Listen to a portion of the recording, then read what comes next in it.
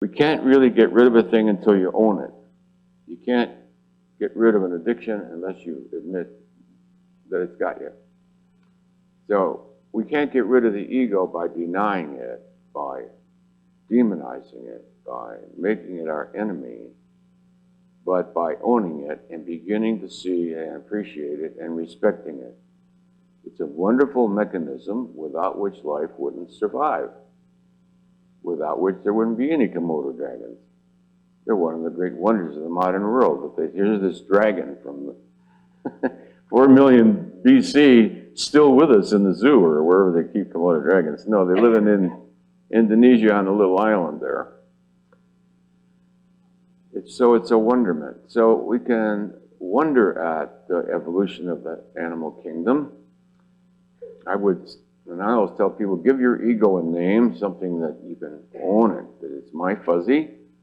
And of course, fuzzy, you hate them. Of course, fuzzy, you hate them. Of course, fuzzy, you want it all.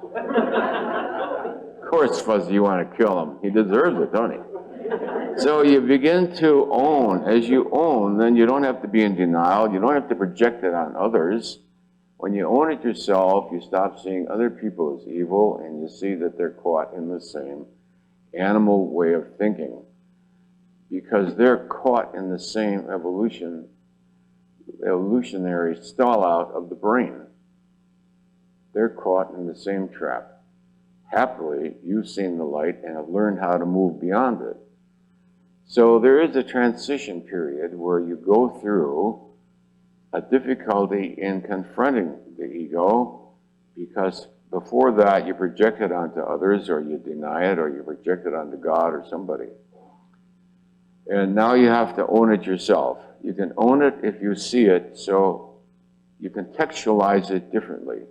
So the reason to appreciate, I spend so much time on the evolution of consciousness, is because when you really and completely and totally understand it, it loses its power over you. It's lost its power to really know the truth of that which it is, and how it got to be that way. You can say, good old fuzzy. Of course you want all the cookies on the plate. Of course you want to drown your little sister in the sea. Little Edie Whippletree drowned her playmate in the sea. Mother looked quite grave, said then, Edie, don't do that again. Can't you see my little pet? You've got your tootsies wet.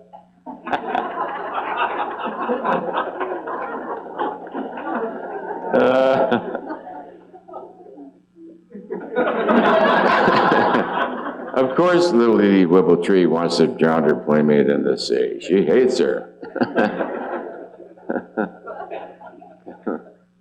So we respect our animal evolution. We stop vilifying it. If the universe is created by divinity, then that's how it unfolded. And we are serving some purpose to connect this evolutionary line with a line that, a life that takes over on a non-physical level. The devotion to truth, then, the truth is that the ego is nothing but one's biologic ancestry. It lives on in the very structure and anatomy of the human brain. Without it, you wouldn't even be alive. So you can give it credit. If it wasn't for good old ego, I wouldn't be standing here today. However, then, the spiritual energy, which also surrounds humanity, begins to pull us even beyond it. And we begin to say, isn't there something more? Isn't there something better?